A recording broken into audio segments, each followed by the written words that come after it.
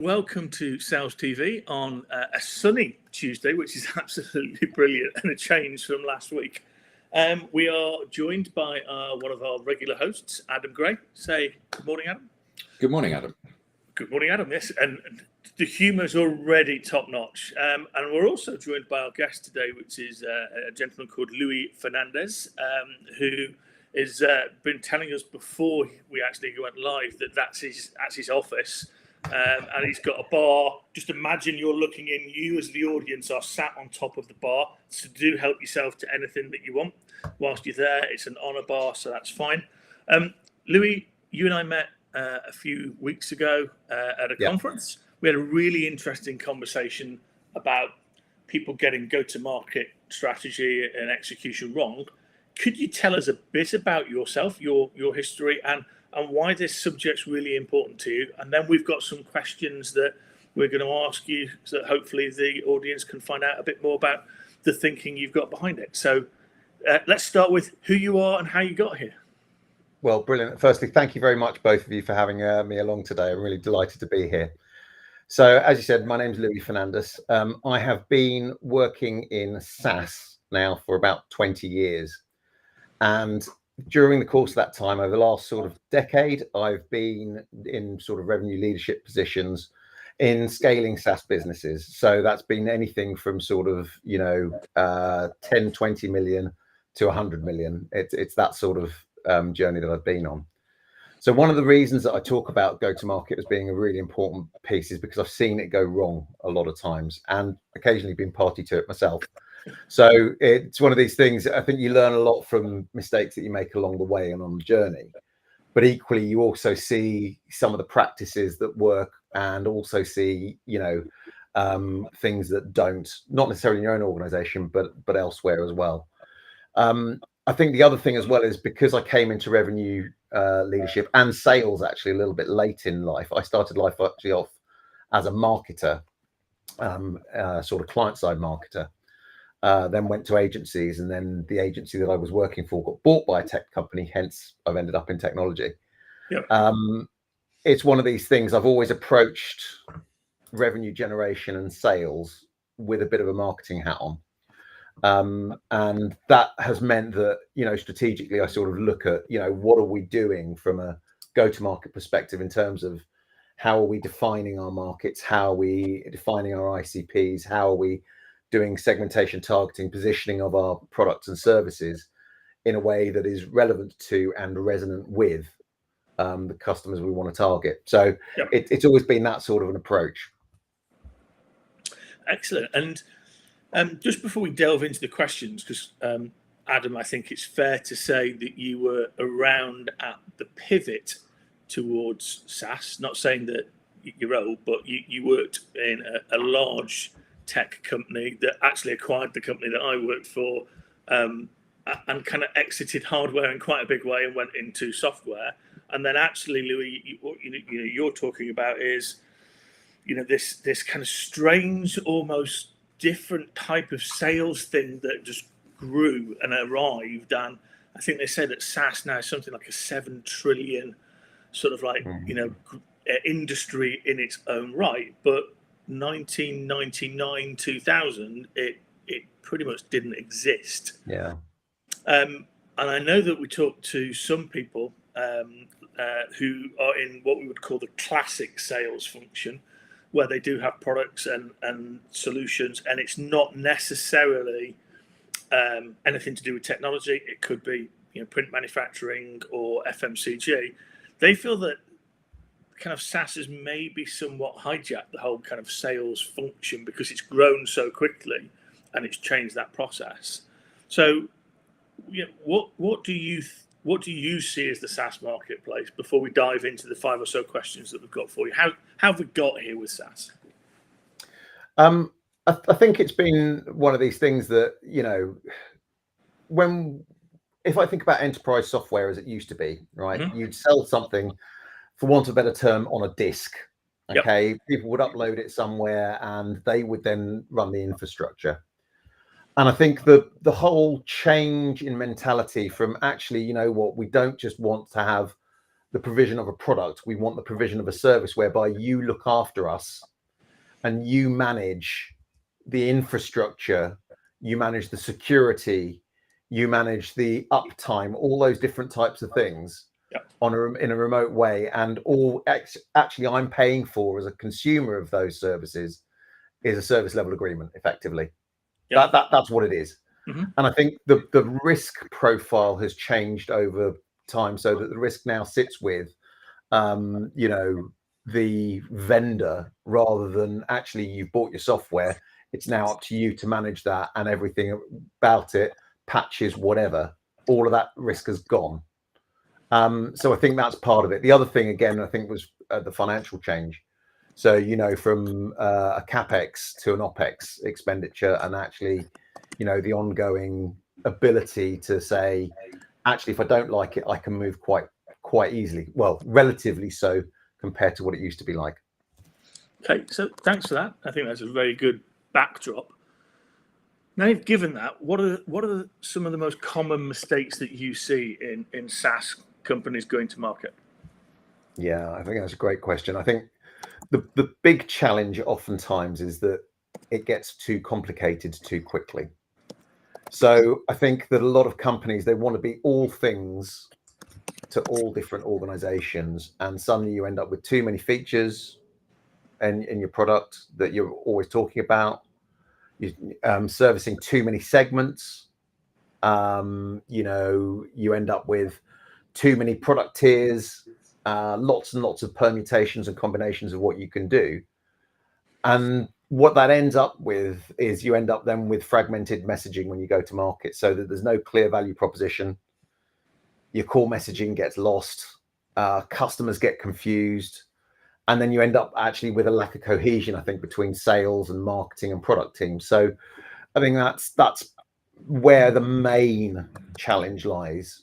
And, I think I've seen that on a number of occasions where you end up with these huge organizations all trying to sort of explain what it is that the product does or the service does, and nobody really understands it, and there's massive confusion. And I think, with that broad audience that you're trying to serve, you end up with that inconsistent messaging, you end up with too many versions of things, and it just stretches resources in an organization, which then ultimately affects your unit economics. And that's something that, again, I think plays a lot into go-to-market strategy, that the lack of understanding of what over-complicating your GTM strategy does to your unit economics.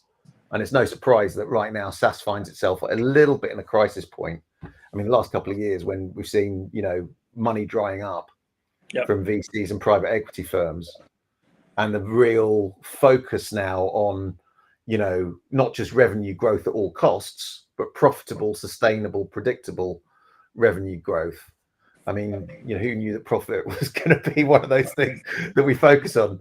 I sat there and I thought, well, back in the 1980s, when I first came into industry, we always used to talk about, revenue for vanity, profit for sanity. And it's something that, as an industry, I think we forgot for 10 years when, it was effectively free money.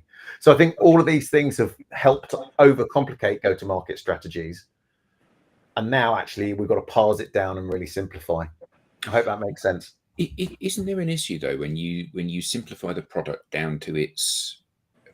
So I think the challenge that we have in sales of any complex strategic purchase is that you're the expert, you're the vendor, I'm the buyer. Yeah. Therefore, by nature of that, I'm ignorant in my knowledge of the product and the marketplace compared to you. Because if I wasn't, I'd do it myself. I wouldn't need you guys. Yep.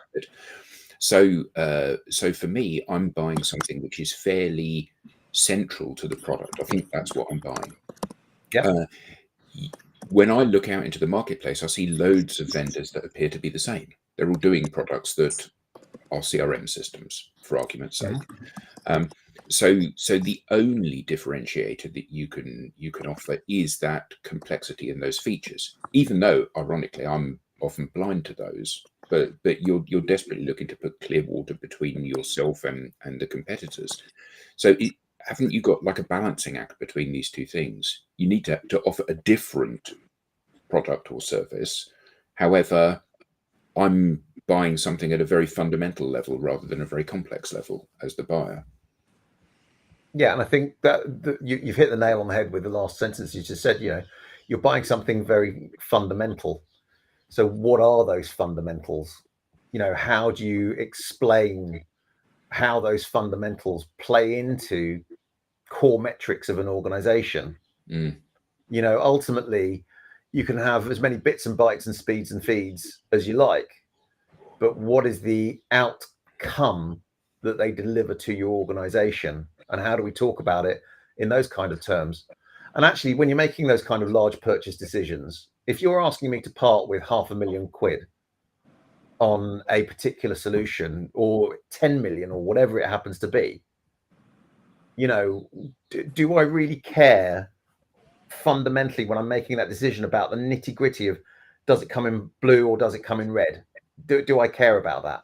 Or do I care that actually, one, it's not going to put my company at risk, so that's the first priority, and number two, it's going to give me a return on the investment and address 2 or 3 core points that are absolutely fundamental, to use your word, to what we do. Absolutely. Thank you.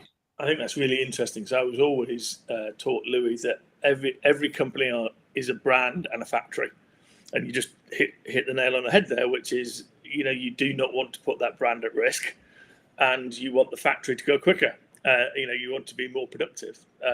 Now, that is a very, very simplistic way of looking at it, and I've never been able to actually shape that simplicity. But if we look at the next question that we want to pose to you, which is, why is simplicity so critical in go-to-market strategy?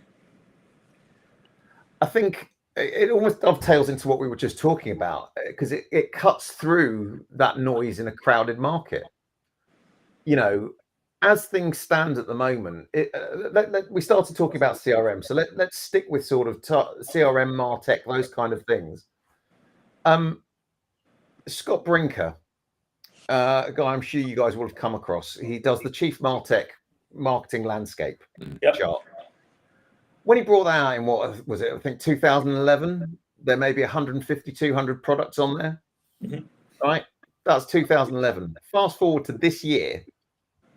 When he published it, I think there were over 14,000 different technologies on there. Right? 14,000. Now, absolutely, MarTech has become larger as a category. No question. It's not become 100 times larger in 10 years. Right? It's just not the case. So if I now have to compete against 14,000 different other vendors, the simplicity of my message will cut through that noise, because customers feel overwhelmed as it is. If I can focus then on real value drivers, a bit to the point we're just talking about, what are those fundamentals? What are the real value drivers of my solution, of my service, of my product? And then, that's what I start communicating. If I can communicate that, then what I think it inevitably leads on to is smoother buying journeys and shorter sales cycles. And the customer immediately understands the product's core benefits. So how's that not a good thing? The other thing that I think happens as a consequence of this is that internally within organizations, one of the things we've always talked about for as long as I've been in this space, right, has been, how do you get sales and marketing to align? Sales and marketing alignment, it's one of the big bugbears that a lot of organizations have. If you can make your strategy, make your message simplistic, that's something that even internal stakeholders start to understand. We can all get behind that message. We can all drive, the same towards the same outcomes, and that actually creates that cohesion internally, which I think is vital. It's at the conference where we met. Actually, there was the lady from LinkedIn, the B2B Institute for LinkedIn. Yep. And she talked all about, obviously, memory share. So if you go back to your 1,400, titles, technologies, solutions, whatever you want to call them, how do you get market memory share for prospective buyers in that market? And you're right, simplicity of the core message is really, really, really vital. So a great comment here from Paul. Thank you for that, Paul. Please do post your comments. He's put here, always cost versus opportunities not taken if you do nothing, which I think is brilliant. Helps us pivot to the next question, which I've got my thoughts on, but it's not about my thoughts, it's about Louis. So can you talk us through the importance of segmentation, targeting and positioning in a successful go-to-market strategy? Sure. I think it's important to define what these things are. You know, I mean, for me, segmentation, targeting, positioning is kind of like marketing 101. So segmentation, it's about identifying and prioritizing the highest value customer groups. That's the first thing we need to do. What do they look like? What are the similarities? What are the sort of common needs that they have? Targeting then lets you direct your internal resources and messaging towards those high value groups. So that's about, these are the people we're going to go after because they're in our ICP, our ideal customer profile. And that's where we need to actually direct our efforts towards, because they're going to be the highest value to us as an organization.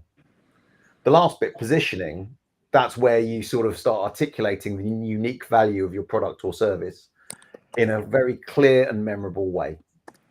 That's how I would sort of define those things. Now, the reason I think this is vitally important to get right, because not only does that going through that process help you define what your ICP looks like, it also helps ensure internally that everybody understands what it is. Okay, so one of the things that I've talked about a lot in the past is this temptation that sales organizations particularly have to go after something that is a bit opportunistic. Might not be in my ICP, right? But it's got some immediate value that I can recognize right now, and off I go. And it's great because from a headline perspective, we've just done a big deal. It looks fantastic, but then you get into your problems. It's not a great fit for the product or the service. It's not a great fit for the company. You end up spending a lot more resource, time, effort, energy, and money on servicing it. And ultimately, 6-12 months down the line, that customer's not happy anyway, and they try it. So you end up with an entire problem. But this is why I think it's so vitally important, because again, from a unit economics point of view, and I will keep on coming back to this unit economics point, you end up making more money by focusing on customers that exactly fit your ICP through that segmentation, targeting, and positioning process, than you do by taking things on the periphery that you're not necessarily well addressed to deal with. There's a great example for me. One of the best examples actually in SaaS at the moment is around Xero. So the accounting software folks. A couple of years ago, they articulated very, very clearly what their go-to-market strategy was going to be. They've got two segments they focus on. It's basically small businesses from 1 to 20 employees. That's who they build for. Very clear.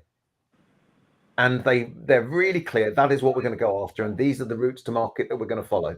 And anything outside of that, yeah, we might do those things, but we're not building for them. So that's not our core proposition. That's not our core market. That's not what we're doing. And if you look at their numbers, if you look at things like the rule of 40, I think they were just over 40, 40.1 or something like that. 41% is what it was. Sorry. You look at the revenue growth that they've enjoyed over the last couple of years. You look at the profit margins that they're hitting. You know, that to me really, really extols the virtues of great segmentation, targeting, and positioning, because they know exactly what they're going after and why they're doing it. So how do you keep your team focused on that? Because in my experience of working with organizations of all sizes, their heads are easily turned. So you're exactly the kind of people that we need to be doing business with. But, oh, look at that over there. There's an opportunity. And people, you know, it's very difficult, particularly people in a customer-facing role. And I'm not vilifying salespeople when I say this, but, you know, they're people pleasers. Somebody comes to them and says, sure, I'd like to buy from you. Well, yes, absolutely. I'd like to help you. And it's very easy to be distracted from that vision, isn't it? That kind of, okay, you are a perfect fit with us and people like you. But, you know, who are you selling to? Well, men and women. You know, actually, that's not a segment, is it? Yeah. And I think it's a great point. And I think there are three things at play here. Number one, it's around, basically leadership. So from a leadership perspective, how do we learn to say no? Okay, because again, any sort of segmentation, targeting, positioning that you're doing, it's as much, and any go-to-market strategy, it's as much about what you're saying no to as to what you're saying yes to.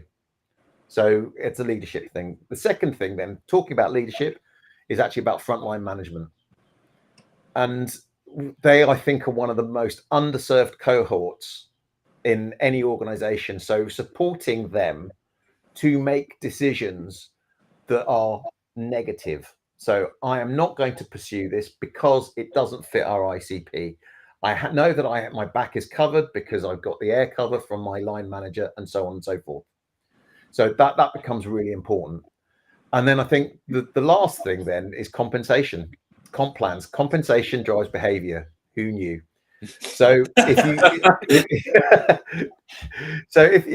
you incentivize people to stick within an ICP, guess what?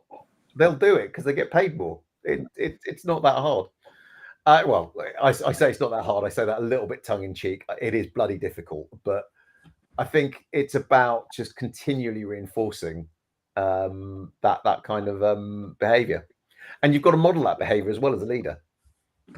Yeah, I think that is such a refreshing viewpoint. I'm glad Adam asked that question, because it is always, if you haven't got enough pipeline, if you haven't got enough deals, you'll go over and straight out of your swim lane. And actually, I don't know if anyone's ever kind of investigated it, but you must burn far more time there and take yourself further away from being able to achieve your targets and goals, as opposed to just finding a lot more of those people who fit in that. It's very interesting. I lived with a previous employer looking at segmentation, and just to pick up the viewpoint we had is, well, let's have this wacky idea and look at customers from their perspective, not from what they spend.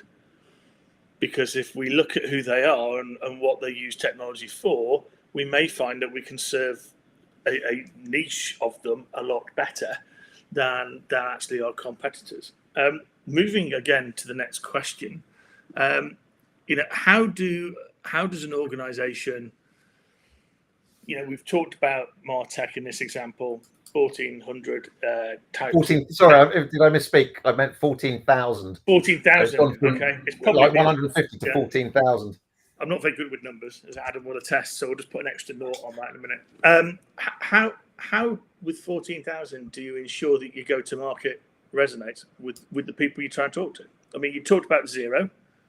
How did they make that resonate? Okay, so this is another thing that I think is quite interesting. What Xero did, I think, quite well a few years ago, especially when it became to making tax digital. They did a great brand campaign. And one of the things that I think a lot of organizations get wrong is they focus on, we need leads. Give me more leads. I need 1 billion leads. Bring me leads.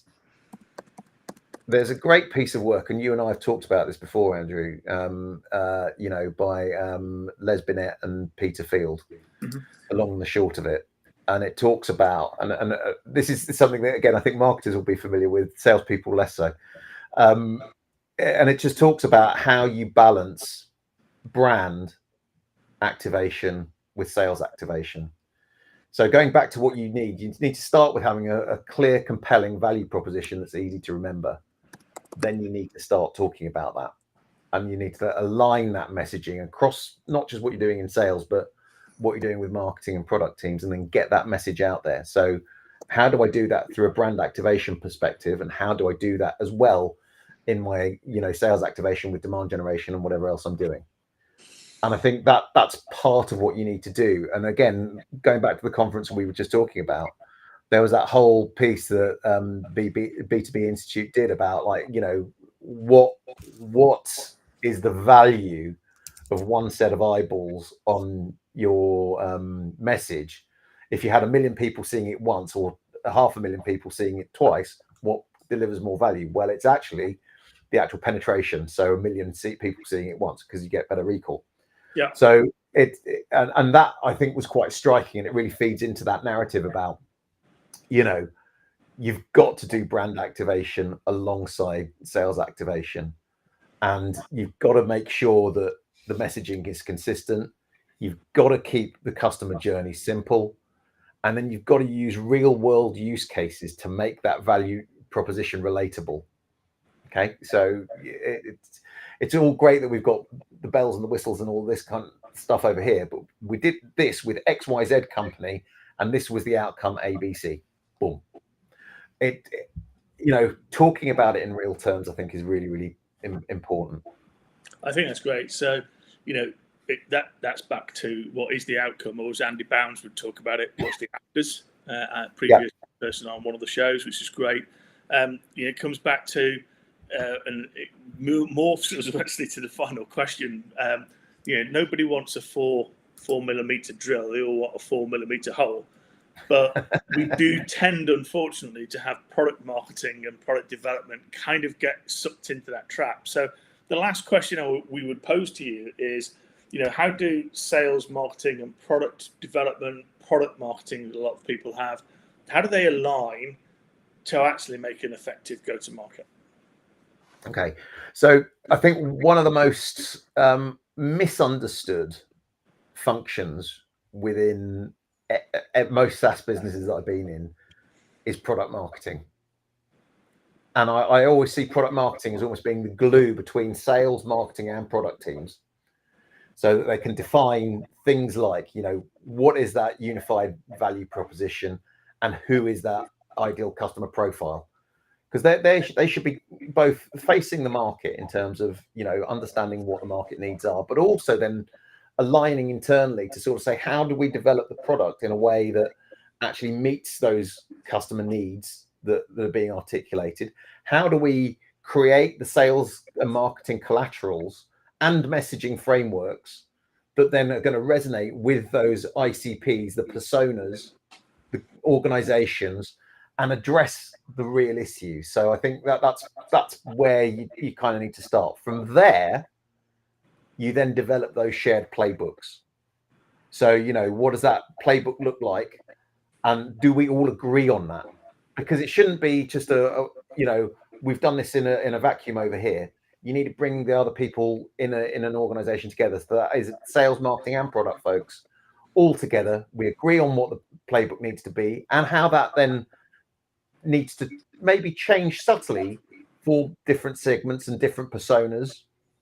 And then we also use feedback loops to keep all the teams updated on customer insights, you know, so when the market changes, we then sort of understand, you know, this is how it's changing. This is how we need to adapt, because it almost goes back to this idea of product market fit. You know, a lot of people think product market fit is a one-time thing. It's one and done. Let's move on. It's not. It's continually evolving as your market evolves, as, you know, economies evolve, as needs evolve. Your product market fit needs to evolve as well. And this is no different. And then I think that by doing all those kind of things, you can then sort of get much better alignment across the business. You get better customer satisfaction. You realize operational efficiencies. And actually, again, who knew, you get better forecasting accuracy because you're actually talking about things that actually people want to buy in a way that they want to buy it. That's brilliant. Adam, do you want to close us out? Yeah, well, I certainly can do. I think, you know, there's a nice simplistic pragmatism to this way of doing things. You know, am I selling a product that people actually want to buy? And am I articulating it in a way that they can actually understand it? And I think that so often business, particularly VC or investor funded business, is all smoke and mirrors. And you said earlier about how it's a profit for sanity rather than vanity. You know, what we often see is SaaS businesses being acquired or being invested in on the promise of something magical happening at some point down the road. A cautionary tale for this is Rand Fishkin's book Lost and Founder, where he founded a very successful business, and the investors in the business didn't want to dispose of the business when they should have done, and consequently it became almost valueless. And I think that so often people forget these basics. You know, if you don't sell stuff, you don't have a business. And part of that is understanding this how are you taking your product to market and making it attractive to people. So, you know, it's been a brilliant conversation today. Thank you so much, Louis, for joining us. And thank you, Andy, for sharing. No problem at all. Louis, I'll extend that. Thank you. It's been brilliant to hang out with you. We will follow up on the channel with some of the recommendations that Louis talked about and Adam talking about in terms of the books to go and have a read of. We hope you've enjoyed it. Thank you for your participation. And we look forward to you tuning in tomorrow and next week. Thanks very much, guys. It's been a pleasure being on. Brilliant. Thank you, Louis. Thanks, Louis.